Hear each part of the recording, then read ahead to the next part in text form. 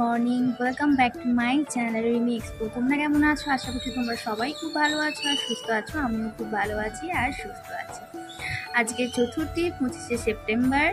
আশা করছি তোমাদের অনেকেরই ঠাকুর দেখা শুরু হয়ে গেছে, বাট কিন্তু আমার এখনো হয়ে ওঠেনি। আর তোমরা তো দেখতেই পেলে যে কলকাতায় কীরকম হারে পুরো বন্যা হয়ে গেছিলো, গোটা সব জায়গাতে জল ঢুকে গেছিলো। আমাদের পিজিতেও কিন্তু জলটা উঠে এসেছিলো পুরো সিঁড়ি অবধি। যাই হোক, আমরা তো তবু সেকেন্ড ফ্লোরে থাকি বলে কোনো অসুবিধা হচ্ছে না। তো আমরা কিন্তু মানে প্রথমা দ্বিতীয়া থেকে আমরা কিন্তু ঠাকুর দেখা শুরু করে দিই কলকাতাতে। আগের বছরও সেম করেছিলাম। তো এই বছর যেহেতু বন্যার কারণে হলো, তো আমরা ঠাকুর দেখতে যেতে পারিনি। আজকে চতুর্থী, আজকে যাব। সকালবেলা উঠে কিন্তু অলরেডি আমার স্নান হয়ে গেছে, পুজো দেওয়া কমপ্লিট হয়ে গেছে। এবার আমি রেডি হব, দেন বেরোবো। এখন সময় হচ্ছে 10:30 বাজে। তো এবার রেডি হতে হতে ওই 1টা নাগাদ বা 12টা নাগাদ করে বেরিয়ে যাবো। তোমরা দেখতে থাকো ভিডিওটা, আশা করছি তোমাদের খুব খুব খুব ভালো লাগবে। এখানে আমি সমস্ত কিছু জামা কাপড় যেগুলো পরে যাব সেগুলো বের করে রেখেছি। এখানে আজকে পরবো সাদা কালারের একটা লং কুর্তি। এটা হচ্ছে কি চিকনকারি কুর্তি, কিন্তু এটা পুরোটা সুতির। এটা কিন্তু পুজোর জামা না, কিন্তু আবার একবারের জন্য এটা পরে মানে কোথাও যায়নি, যার জন্য এটা আজকে ডিসাইড করলাম যে এটাই আমি পরবো। আর তার সাথে পেয়ার করব এখানে ওভার সাইজ একটা জিন্স। আর তার সাথে অনেক ধরনের ব্ল্যাক পলিশের জুয়েলারি বের করে রেখেছি। একটা হাতের বালা আছে আর 2 রকমের কানের সেট বের করে রেখেছি। যেটা ভালো লাগবে সেটাই এর সাথে পরবো। আর লিপস্টিক, কাজল, আইলাইনার যেগুলো দরকার পড়ে, মাস্কারা, এগুলো যেমন একটা মিনিমাল মেকআপ করবো ব্যাস। কারণ সকালবেলা যেহেতু বেরোবে, আর তারপরে আমি কিন্তু খাবারটা খেয়ে নিয়েছি। তো আমি রেডি হয়ে গেছি, আমার মুখের মেকআপ পুরোপুরি ডান হয়ে গেছে। সেরকম তো কিছু করিনি, দেখতেই পাচ্ছ কি করেছি। মাস্কারা দিয়েছি, কাজল দিয়েছি, লিপস্টিক দিয়েছি আর ব্লুটা সেট করেছি। তো এবার ভাবছি এই কানেরটা পরবো, মানে এই ঝুমকাটা পরবো, নাকি এখানের এইটা পরবো। এটা তো এখন খুব ট্রেন্ডিং। আমি এটা অনেক দিন আগে কিনেছিলাম তোমার নিউ মার্কেট থেকে 50 টাকা দিয়ে।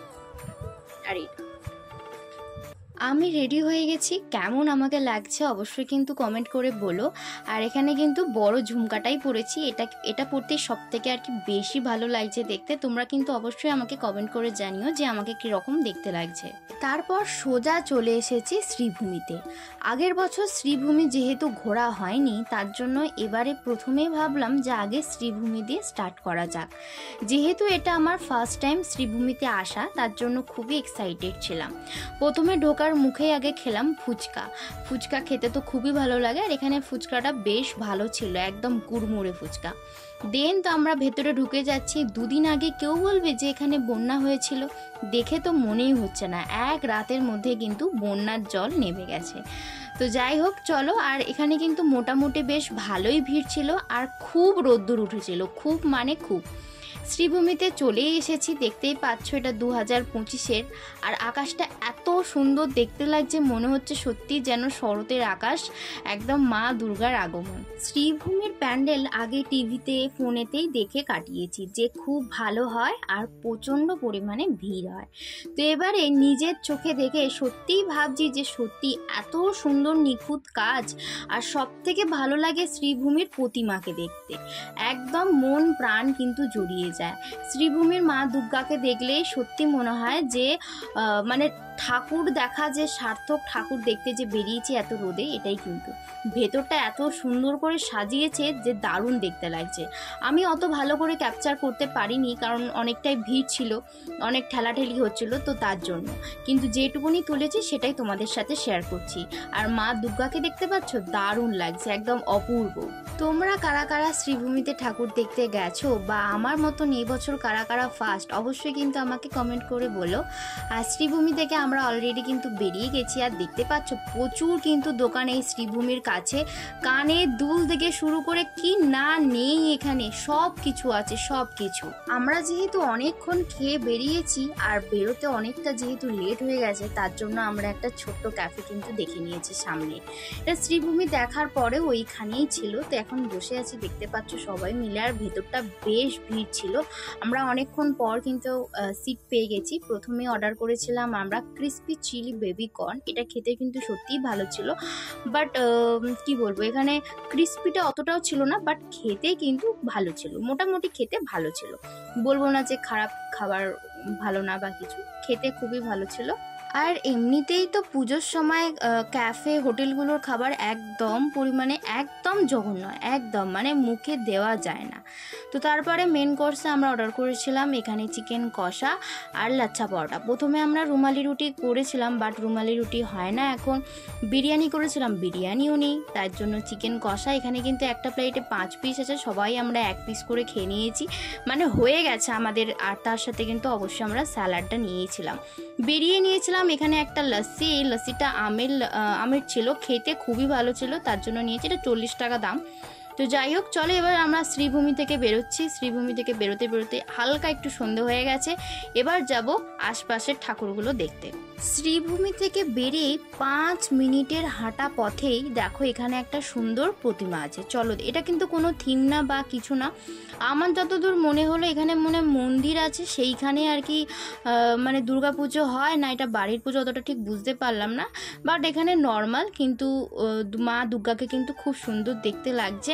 আর এইদিকে প্রত্যেকটা ঠাকুরই এত ভালো, আমার খুবই ভালো লেগেছে, যেহেতু প্রথমবার এসেছি। এবার এখান থেকে আমরা টোটো ধরে সোজা চলে যাচ্ছি দমদমে, কারণ এখান থেকে একদম দমদম কাছে। তো আর অতটা হাঁটলাম না, যেহেতু এমনি রোদ ছিল আর রোদে এসেছি, তার জন্য। তো এখন সোজা চলে যাব আমরা দমদম পার্ক, তারপরে ভারত চক্র, এগুলো আমরা দেখবো, দেখে দেন আমরা ফিরবো। এই ভিডিওগুলো বেশ দেরিতে যাচ্ছে, কারণ লক্ষ্মী পুজো, দুর্গা পুজোয় সমস্ত কিছু কিন্তু কেটে গেছে, আর যা বাজনা তারপরে মাইকের আওয়াজ, সেই জন্য কিন্তু আমি ভয়েস দিতে পারিনি, আর তোমাদের সাথে শেয়ারও করা হয়নি। আমিও ঘুরতে বেরিয়েছিলাম, সেই এত ব্যস্ততার মধ্যে আর তোমাদেরকে ভিডিওগুলো দেওয়া হয়নি। তোমাদের সাথে গল্প করতে করতে আমি কিন্তু অলরেডি চলে এসেছি দমদম পার্ক। এই দমদমে কিন্তু অনেকগুলো ঠাকুর আছে। আচ্ছা, আমরা তো জানতামই না যে এখানে বন্যার জন্য অনেক প্যান্ডেলগুলো কিন্তু এখনো উদ্বোধন করা হয়নি। তো যে কটা উদ্বোধন করা হয়েছে সে কটাই আমরা দেখব। আর দেখতেই পাচ্ছ রাস্তাগুলো কি সুন্দর আলো দিয়ে সাজানো হয়ে গেছে, আর বেশ কিন্তু মানুষের ভালো ভিড়ও আছে। এই দমদম পার্কে অনেকগুলো ঠাকুর কিন্তু আমরা দেখেছি, যেমন প্রথমেই ছিল, কি ছিল এখন আর সেটা মনে পড়ছে না, বাট থিমটা আমার মনে আছে যে ব্যোমকেশ বক্সী এইরকম কিছু একটা নিয়ে থিম ছিল, কারণ এই প্যান্ডেলটা এখনও উদ্বোধন করা হয়নি। আর তোমরা যারা এই প্যান্ডেলে গেছো অবশ্যই কিন্তু আমাকে কমেন্টের মাধ্যমে জানিও যে এটা কি। আর আমি না পুরো ভুলে গেছি, ওই জন্যই বলে যে মানে অতদিনের ভিডিও এখন এডিট করতে বসলে তো এই হয়। তো যাই হোক, ভিডিওটা আমি সামনে থেকে একটু করছিলাম জুম করে, যদি কিছু দেখা যায় আর কি। ভেতরটা আমার মনে হচ্ছিল অসম্ভব সুন্দর করেছে। আমি অনেক ভিডিওতে আরে দেখেছি, বেশ অনেক সুন্দর করেছে। যেহেতু আমরা চতুর্থীর দিন গেছিলাম, সেই কারণে অনেক প্যান্ডেল কিন্তু এখনো পর্যন্ত উদ্বোধন করা হয়নি। যেহেতু ওটা উদ্বোধন এখনো হয়নি, তো ঢুকতে দিত না, আর আজকের দিনেই কিন্তু ওটা উদ্বোধন করেছে। তো সেই জন্য ওখানে আমরা লেট না করে আমরা সোজা চলে এসেছি দমদম ভারত চক্র পার্কে। তো এই প্যান্ডেলটা এত সুন্দর করেছে, আর বিশাল কিন্তু লাইন ছিল, তোমরা তো দেখতেই পেলে। প্রায় 15 মিনিট লাইনে দাঁড়িয়ে তারপরে আমরা ঢুকেছি। এত অসম্ভব সুন্দর, দারুণ করেছে। তোমরা যারা এই ভারত চক্র পার্কে গেছলে তারা কিন্তু অবশ্যই আমাকে কমেন্ট করে জানিও যে তোমাদের কি রকম লেগেছে। আমি ফার্স্ট টাইম এরকম লাইনে দাঁড়িয়ে আর কি ঠাকুর দেখেছি, কারণ আমি কখনো এরকম লাইনে দাঁড়িয়ে ঠাকুর দেখি না, কারণ আমার একদমই ভালো লাগে না। ভিড় ভাড়টা তো আমার একদমই পছন্দ না, বেশ ফাঁকা সব কিছু দেখবো, আমার এটাই ভালো লাগে। আর ভিড়ে যেতেও আমি খুব একটা পছন্দ করি না। আর এখানে দেখতেই পাচ্ছ এখানে মহাদেব আছে, মানে প্যান্ডেলটা দারুণ করেছে, দারুণ। আর এই যে হচ্ছে আমাদের মা দুর্গা, অসম্ভব সুন্দর, এবং মানে একটা অন্যরকম, মানে একঘেয়েমি না, একটা অন্যরকম, খুব সুন্দর করেছে। যারা তোমরা গেছলে অবশ্যই কিন্তু আমাকে কমেন্টে জানিও। এই প্যান্ডেলটা আমার এবারে সব থেকে বেশি ভালো লেগেছে, দারুণ। আর পাশে দেখতে পাচ্ছ সরস্বতী, গণেশ, লক্ষ্মী, কার্তিক, এরা কিন্তু সবাই আছে। আর ওপর দিয়ে মনে হচ্ছে যেন সূর্যের রশ্মিটা পুরো মায়ের ওপরে পড়ছে। এবারে প্রথম আমি দমদমে গেছিলাম, আগের বারে যেমন শোভা বাজার, তারপরে হাতিবাগান, এইগুলো সব ঘুরেছি, মানে কলেজ স্ট্রিট, এইগুলো যেমন সব ঘুরেছি। এবারে আমরা সোজা চলে গেছিলাম একদমে দমদমে, মানে ওই শ্রীভূমি থেকে শুরু করেছি আর এইগুলো দেখেছি। তো দেখতেই পাচ্ছ আমরা দমদম ভারত চক্র থেকে বেরিয়ে গেছি। এবার এই যে আমাকে কিন্তু কেমন লাগছে অবশ্যই তোমরা বলো। আমি আমার পুরো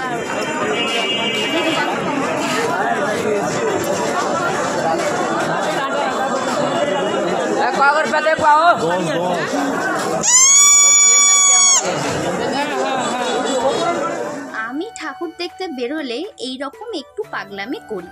মানে আগের বছরও আমি একটা সেই সানফ্লাওয়ার যে বেলুনগুলো হয় সেগুলো কিনে এনেছিলাম, আর এবারে এই বাঁশিটা মূলত আমি কিনেছিলাম আমার মিলোর জন্য, কারণ ওকে একটু মজা দেখাবো, ওর সাথে খেলবো তার জন্য। ওখান থেকে আমরা সোজা চলে এসেছিলাম আমাদের পিজির সামনে মৌলালিতে। দেখতেই পাচ্ছ এখানে একটা ল্যাব, দারুণ, ওর সাথে অনেকক্ষণ মজা করেছি দাঁড়িয়ে। আর এখন কিন্তু অলরেডি বৃষ্টি পড়ছে, আর আমরা কিন্তু সেরকম একটা ঠাকুর দেখিনি, ওই 3-4টের মতন ঠাকুর দেখলাম, কারণ খুব মেঘ ডাকছিল আর অনেকটা মানে রাত হয়ে গেছিলো, আমাকে তো পিজিতে আবার ঢুকতে হবে। আর দেখতেই পাচ্ছ এখানে ঝমিয়ে বৃষ্টি হয়েছে। আমি পায়ে যেই জুতোটা পরে আছি এই জুতোটা কিন্তু আমি নতুন মানে পুজোতে ফ্লিপকার্ট থেকে অর্ডার করেছিলাম, আর এই জুতোটার কথা তোমাদেরকে আমি বলেছিলাম। তো এই জুতোটা তোমাদেরকে আর দেখানো হয়নি, তো এখন দেখে নাও। এই জুতোটা কিন্তু খুব ভালো, আর এই তো বুঝতেই পারছো একদম নতুন জুতো পরে একদম সব শেষ আমার। তো চলো, সাদা আবার জামা পরে আছি। তো যাই হোক, ছাতা পাতা নিয়ে গেছিলাম বলে ভাগ্যিস বেঁচে গেছি, মানে বেঁচে আর কি ফিরেছি, কারণ এত বজ্রাঘাত এত বৃষ্টি হচ্ছিল, বাপ রে বাপ। তো যাই হোক, আজকের ব্লগটা আমি এখানেই শেষ করছি। কেমন লাগলো অবশ্যই জানিও। তোমরা সবাই ভালো থেকো, সুস্থ থেকো, সাবধানে থেকো। দেখা হবে পরের একটা ব্লগে। বাই।